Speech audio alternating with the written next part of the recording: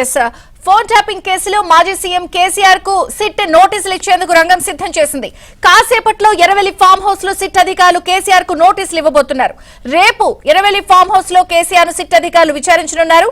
ఇప్పటికే ఈ కేసుకు సంబంధించి హరీష్ రావు, కేటీఆర్, సంతోష్ రావును సిట్ ప్రశ్నించింది. ఇక మరిన్ని వివరాలు క్రైమ్ ప్రతినిధి ప్రవీణ్ అందిస్తారు. ప్రవీణ్, ఫోన్ ట్యాపింగ్ కేసులో మరొక సంచలనంగా మనం భావించాల్సి ఉంటుంది. అందరూ అనుకున్నట్లుగానే ముందు నుంచి చర్చిస్తున్నట్లుగానే ఎట్టకేలకు కేసీఆర్ కు ఈ రోజు మధ్యాహ్నం తర్వాత నోటీసు జారీ చేసేటువంటి అవకాశం అయితే కనపడుతుంది. సిట్ అధికారులు ఐఓగా ఉన్నటువంటి వెంకటగిరి ఫామ్ హౌస్ కు వెళ్లి అక్కడే మాజీ సీఎం కేసీఆర్ కు నోటీసులు ఇచ్చిన తర్వాత రేపు ఉదయం 11 గంటలకు ఫామ్ హౌస్ లోనే సిట్ అధికారులు విచారణ జరిపి స్టేట్మెంట్ రికార్డ్ చేయాలనేది ప్రస్తుతం సిట్ భావిస్తున్నట్లు మనకు సమాచారం అందుతుంది. మరోవైపు ఈ కేసు ఇప్పటి వరకు హరీష్ రావును కావచ్చు, కేటీఆర్ ను, మరోవైపు సంతోష్ రావును విచారించిన తర్వాత కొన్ని కీలకమైనటువంటి అంశాలు వెలుగులోకి వచ్చాయి. ఇప్పటికే ఎస్ఐబి చీఫ్ గా ఉన్నటువంటి ప్రభాకర్ రావును విచారించినటువంటి సమయంలో కూడా కొంత సమాచారం రావడం జరిగింది.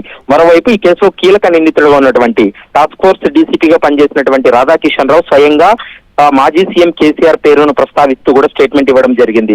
అప్పటి బీఆర్ఎస్ సుప్రీం ఆదేశాల మేరకే తాము ఫోన్ ట్యాపింగ్లు చేశామని, ఎవరి నెంబర్లు ఆదేశిస్తే ఆ నెంబర్లన్నింటినీ కూడా ఫోన్ ట్యాప్ చేశాము, బీఆర్ఎస్ సుప్రీం ఆదేశాల మేరకే తాము పనిచేశామనేటువంటి అంశాన్ని స్వయంగా అప్పుడు అరెస్ట్ అయినటువంటి సమయంలో కూడా సిట్ ముందు తను స్టేట్మెంట్ ఇవ్వడం జరిగింది. ఆ స్టేట్మెంట్ ఆధారంగా చేసుకుని కేసీఆర్ కూడా సుదీర్ఘంగా విచారణ జరిపి వాంగ్మూలాన్ని నమోదు చేసేటువంటి అవకాశం ఉంటుంది.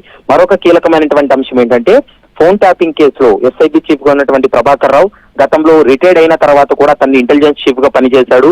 ఆ సమయంలో రోజు రిపోర్ట్ అనేది ఇంటెలిజెన్స్ చీఫ్ డైరెక్ట్ గా సీఎం కి అందజేస్తూ ఉంటారు. కాబట్టి ఈ ఫోన్ ట్యాపింగ్ వ్యవహారానికి సంబంధించి వారికి ఉన్నటువంటి నాలెడ్జ్ ఏంటి, మరోవైపు ఈ ఫోన్ ట్యాపింగ్ వ్యవహారంలో కేసీఆర్ ను ఎలాంటి ప్రశ్నలు సంధించి అతని నుండి సమాచారాన్ని రాబట్టబోతున్నారనేది మాత్రం చూడాల్సినటువంటి అవసరం ఉంటుంది. ఇప్పటికే రాధాకిషన్ రావు ఇచ్చినటువంటి స్టేట్మెంట్ ప్రస్తుతం కోర్టు పరిధిలో కూడా ఉంది, కోర్టు దృష్టిలో కూడా ఉంది. కాబట్టి ఆ స్టేట్మెంట్ ఆధారంగా చేసుకుని విచారణ జరుపుతారు. మరోవైపు నిందితులు ఎవరెవరితో కాల్స్ ఎక్కువగా మాట్లాడారు, ఎవరెవరు కాల్స్ ని వీళ్ళు ఫోన్ ట్యాప్ చేశారనేటువంటి అంశానికి సంబంధించి టెక్నికల్ ఎవిడెన్స్ ను కూడా ఇప్పటికే సిట్ సేకరించింది. ఆ టెక్నికల్ ఎవిడెన్స్ అన్నింటినీ కూడా ముందు పెట్టి కేసీఆర్ ను విచారణ జరుపుతారు. కేసీఆర్ విచారణ తర్వాత ఈ కేసులో ఫైనల్ ఛార్జ్ షీట్ దాఖలు చేసి ప్రాసిక్యూషన్ చేసేటువంటి అవకాశం అయితే స్పష్టంగా కనిపిస్తుంది. విజయ చంద్రిక.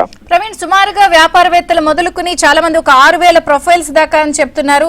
కొంత పై అధికారుల ఆదేశాలని అంటున్నారు, ఇంకొంతమంది బిగ్ బాస్ ఆదేశాల నేపథ్యంలో. అంటే సన్నిహితంగా ఉన్న వ్యక్తులా, లేకపోతే పై ఆదేశాలు అంటే ఎవరు అనేది ఏమన్నా ఉందా? ఆన్ రికార్డులో ఇప్పటి వరకు రాధాకృష్ణ